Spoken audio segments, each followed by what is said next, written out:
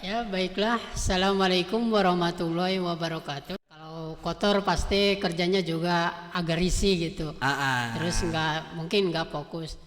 Pas habis ngepel gitu, tapi masih basah, suka ada yang incekan lagi, suka ada yang incekan lagi, suka ada yang incekan lagi. Tapi Oke, berarti itu ada nggak apa-apa ya. 1, 2, 3.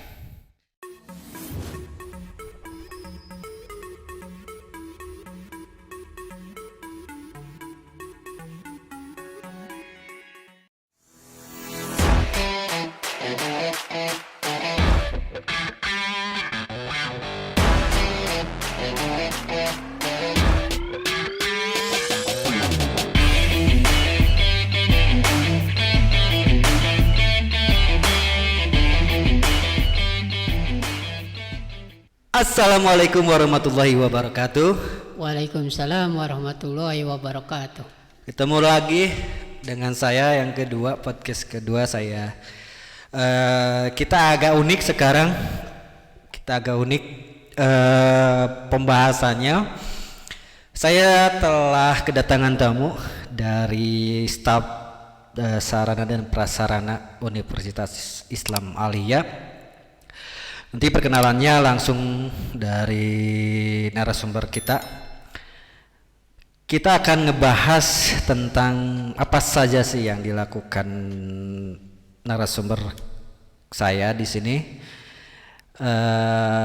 Bagaimana juga gitu kan yang dilakukan dan apa saja suka dukanya menjadi bagian dari sarana dan prasarana.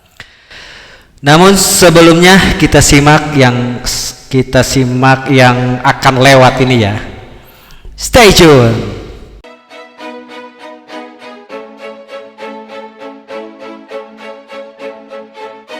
Kabupaten Kuningan merupakan salah satu kabupaten yang berada di Provinsi Jawa Barat.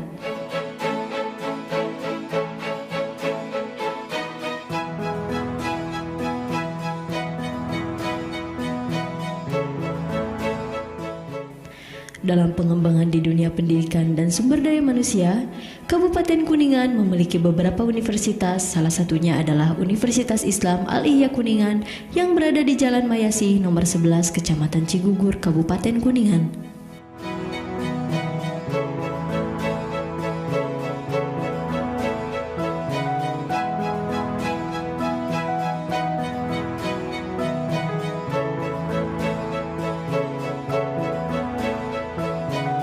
Universitas Islam Aliyah Kuningan berada di bawah naungan Yayasan Al-Ihya Kuningan.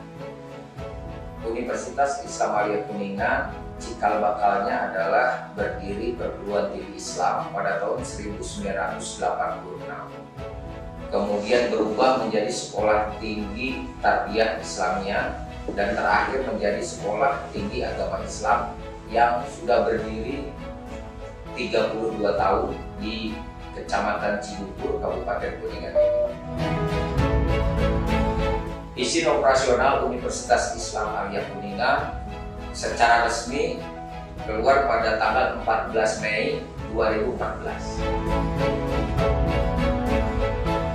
Ketika izin universitas ini lahir, maka Yayasan Al-Ihya Kuningan memiliki dua perguruan tinggi, yaitu Sekolah Tinggi Agama Islam dan Universitas Islam Aliyah Kuningan dengan 10 program studi. Pada tahun 2017, Sekolah Tinggi Agama Islam secara resmi menjadi Fakultas Ilmu Keislaman di bawah naungan Universitas Islam Aliyah Kuningan. Itulah sejarahnya. Kemudian total program studi yang dimiliki oleh Universitas Islam Aliyah Kuningan menjadi 13 program studi dengan 4 fakultas. Jadi yang pertama Fakultas Ilmu Keislaman yang awalnya cikal bakal dari Sekolah Tinggi Agama Islam. Kemudian yang kedua Fakultas Kesehatan, yang ketiga Fakultas Keguruan dan Ilmu Pendidikan, yang keempat yaitu Fakultas Teknik. Keempat fakultas ini berada di bawah naungan Universitas Islam Aliyah Kuningan. Universitas Islam Aliyah Kuningan memiliki visi menjadi perguruan tinggi Islam terdepan di bidang kewirausahaan berbasis teknologi informasi tahun 2026. Dalam mewujudkan visi Universitas Islam Aliyah Kuningan, maka kami memiliki beberapa misi yang akan kita lakukan. Yang pertama, meningkatkan mutu teknologi informasi dan komunikasi secara berkelanjutan menuju perguruan tinggi terdepan di bidang kewirausahaan. Artinya kewirausahaan yang berbasis ICT. Misi kedua, meningkatkan kompetensi kewirausahaan bagi lulusan untuk memiliki daya saing yang tangguh dan dapat menghadapi tantangan masa depan. Lulusan diharapkan memiliki kemampuan yang dapat bersaing di masyarakat. Misi Universitas Islam Aliyah Kuningan ketiga, melaksanakan pendidikan, penelitian, dan pengabdian kepada masyarakat sebagai solusi pemecahan masalah masyarakat berdasarkan keislaman dan keindonesiaan. Misi Universitas Islam Aliyah Kuningan yang keempat, yaitu melakukan kerjasama dengan berbagai pihak, baik pada skala lokal, regional, nasional, dan internasional. Akan lewat ini ya. Stay tune. Suatu kebanggaan bagi kami bisa berperan serta dalam peningkatan sumber daya manusia di Indonesia. Mari kita bersama-sama meningkatkan SDM Indonesia yang tangguh dan unggul di era global ini.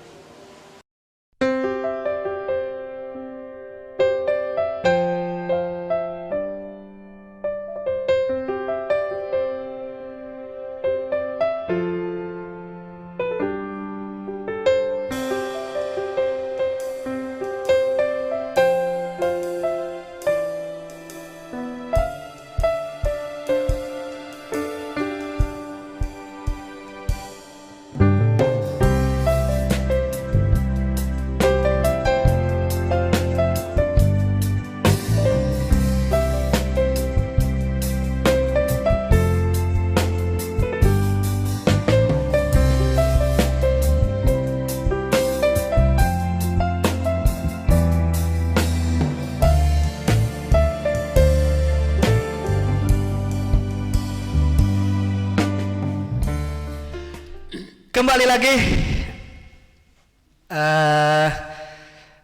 kita langsung perkenalan saja. Saya Cecep Nananasuha, kalau panggilannya Ang Cepi. Dan untuk narasumber saya dari staf sarana dan prasarana, silakan untuk memperkenalkan diri langsung.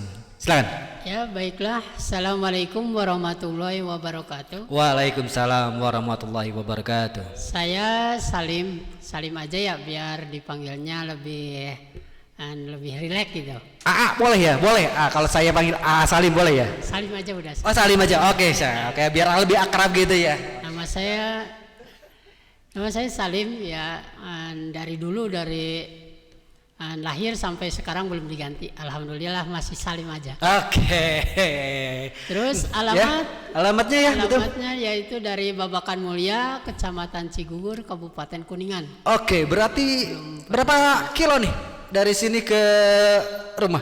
Kalau dari sini ke rumah kira-kira ya 5 kiloan lah. 5 kilo. Ya, Oke. agak dekat. Bagi semua yang ingin memberikan hadiah ataupun apa, bisa langsung datang ke Unisa dan bisa bertemu langsung dengan Salimnya sendiri. Oke. Oke, Salim, saya ingin tahu untuk di Unisa, Salim ini di bagian apa ya, di staf sarana dan prasarana itu? Kalau saya yaitu dari awal ya ngajuinnya yaitu untuk kebersihan, yaitu bisa disebut dengan caraka atau OB gitu. Oke, caraka ya, kita panggil caraka aja ya gitunya. Oke. Nah, yaitu setiap harinya biasa bersih-bersih sampai selesai lalu istirahat biasa. Alhamdulillah. Jadi di bidang kebersihannya saja ya. Jadi semua ruangan yang dikerjakannya. Ya, semua ruangan. Oke. Kalau kelas biasanya enggak setiap hari, emang bisa bergilir gitu. Kadang 3 hari atau gimana kita ngecek kalau udah ada yang kotor-kotor kita baru bersihin gitu. Jadi nggak setiap hari. Kalau kantornya itu mesti setiap hari. Waktunya untuk kebersihannya itu jam berapa saja? Kalau di sini saya karena 3 orang ya, jadi kasih sip-sip gitu. Itu buat yang pertama lah yang kesini, jadi dia pengennya di sip-sip. Nah, jadi saya sih yang kesini kan saya baru gitu termasuknya, jadi ngikut aja. Ngikut. Nah, ya. Di sip-sip boleh. Gitu. Namun sebelum lebih dalam lagi, saya ingin tahu makna kebersihan buat As-Salim sendiri apa itu? Kalau kebersihan menurut saya sih sebenarnya ya kalau menurut zahirnya aja, kebersihan itu yaitu bersih, tidak ada sampah atau apa gitu. Terus enak dilihat atau apa gitu. Kalau dilihat dari segi hakikatnya atau apa ya? Kebersihan itu bisa tidak mencakup kepada kotoran aja gitu, tapi ada dari hati juga. Ada rasa iri atau apa, itu termasuk kotor sih hatinya gitu. Dia harus bersih gitu ya. Jadi tidak hanya zahirnya yang terlihat saja, tapi kepada makna batiniahnya juga. Itu, ya. Wah, mantap, mantap. Jadi berarti kalau dengan punya berbekal pemahaman itu, memang pada saat kerja itu harus bersih juga ya. Ruangan bersih dan juga bisa menunjukkan contoh juga mungkin ya. Nunjukin contoh bahwa kita ini harus bersih hati juga gitu, bahwa dalam melaksanakan pekerjaan kalau dengan hati yang bersih itu akan dirasakan senang, bahagia, dan tidak punya penyakit hati lah intinya. Ya intinya bisa tumbuh rasa ikhlas juga kalau dari hati gitu. Ya betul. Tapi kalau di sini sih lebih difokuskan ke kebersihan secara yang kelihatan aja gitu. Ruangan, terus halaman gitu ya. Untuk selanjutnya, kalau makna sudah diketahui, teman-temannya itu kan tadi dibilang ada 3 itu. Namanya siapa aja itu? Yang pertama yaitu yang lebih lama gitu di sini, katanya dari masih STAI gitu. Dia namanya Akomar. Ya, Akomar. Terus yang kedua mungkin saya ya. Terus yang ketiga ada lagi yaitu namanya Awan gitu. Awan. Iya, nanti saya akan coba undang juga untuk Akomar dan Awannya sendiri biar lengkap gitu kan.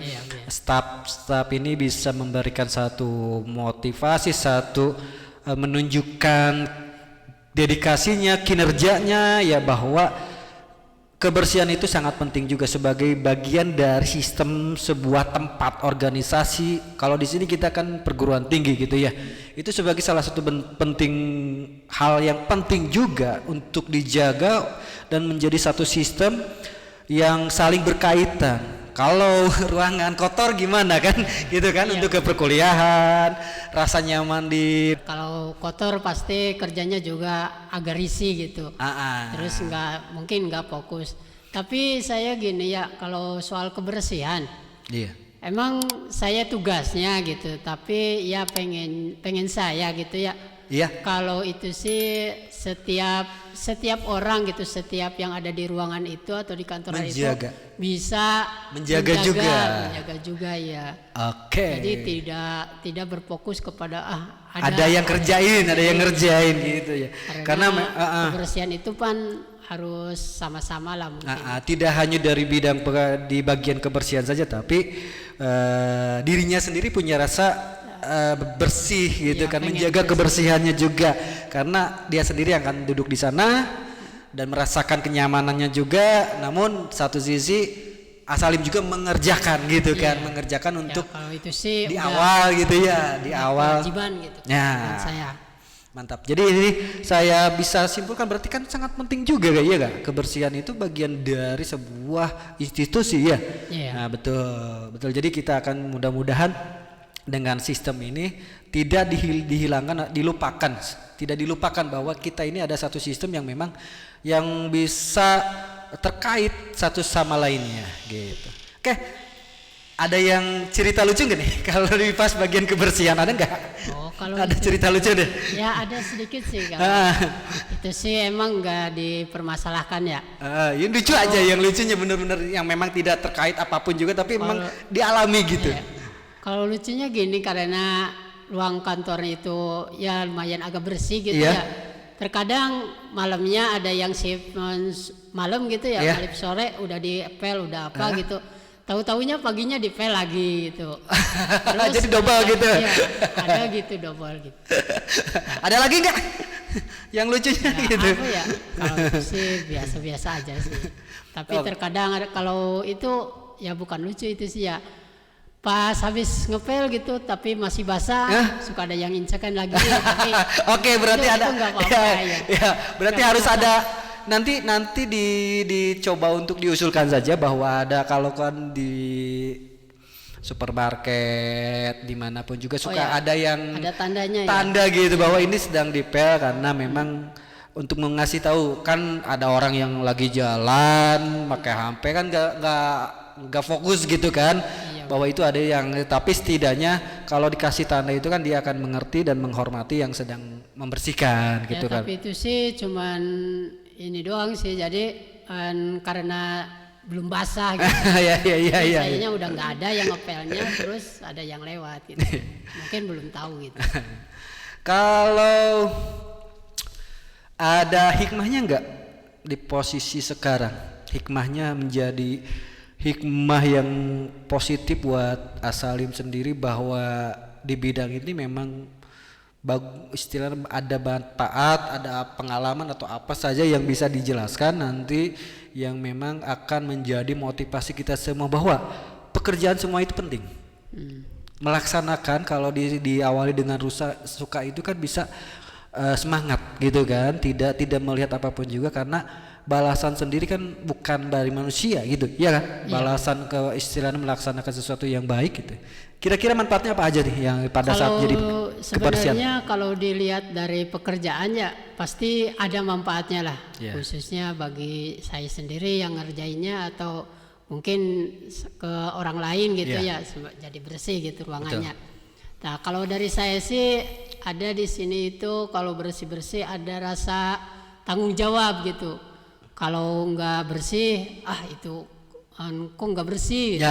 Padahal itu kerjaan saya gitu. Nah, jadi ada rasa gitu. Ada rasa apa ini bersih apa enggak gitu. Nah, jadi tanggung jawab itu lebih agak kuat. Lebih kuat. Berarti yang muncul. bisa melahirkan tanggung jawab yang memang diharuskan dalam pekerjaan itu. Ada lagi nggak selain tanggung jawab? Hikmahnya bahwa hikmahnya bisa kalau dihubungkan dengan iman, kebersihan itu sebagian daripada iman itu, kalau dihubungkan seperti itu gimana? Kalau kebersihan dari iman ya pasti mungkin hanya itu, tapi kebersihannya tidak berfokus kepada zahirnya aja ya, tapi ada batinnya harus bersih juga mungkin. Berarti yang As-Salim itu ditunjukkan seperti itu berarti ya. Tanggung jawabnya harus bersih, kitanya juga memang di hatinya memang Harus bersih. Kalaupun yang tadi yang kayak tadi kejadian saat ngepel ada yang lewat gitu kan, mungkin kita juga menerima gitu, berarti hatinya bersih, tidak punya pikiran yang jelek gitu kan ya. Benar. Nah, yang penting kalaupun kotor memang dibersihkan lagi gitu. Tapi kan itu kita itunya apa, pikiran kitanya itu itu nggak tahu gitu. Nah, betul, positifnya gitu ya, positifnya. Berarti tidak hanya tanggung jawab, berarti ada juga menghasilkan pikiran positif gitu ya. Pikiran positif karena memang itu bagian dari tanggung jawab, itu bagian dari tugas kita, dan sebagai salah satu kinerja kita nanti, bahwa bagian kebersihan itu diharuskan adanya hasil kinerja yang tinggi, karena memang salah satu bagian penting dari sebuah organisasi, baik itu lembaga pendidikan ataupun lembaga lainnya gitu.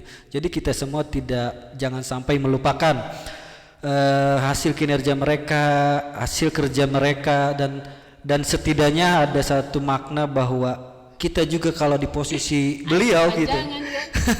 Kalau di posisi beliau kan coba untuk menyimpulkan. Kita coba untuk iya, menyimpulkan bahwa kita juga kalau di posisi beliau, kita juga akan seperti itu, harus seperti itu. Apalagi kalau misalkan di posisi yang lain juga, itu kebersihan itu pasti ada satu bagian gitu, ada yang melingkupi di sana juga. Oke, mungkin segitu aja dulu. Salim, mudah-mudahan ini menjadi satu motivasi. Kalau ada lagi nggak yang ingin disampaikan? Kayaknya mungkin udah dulu ya. Udah dulu ya, mantap. Oke, nggak apa-apa. Ya, ntar Mungkin tunggu yang duanya aja. yang duanya juga kita wawancara, kita panggil juga. Terima kasih. Mudah-mudahan ini ada manfaatnya buat kita semua dan menjadi salah satu motivasi, salah satu hikmah ataupun manfaat yang berguna buat kita semua. Saya Cecep dan Nana Suha. Dan saya Im Salim. Sampai jumpa.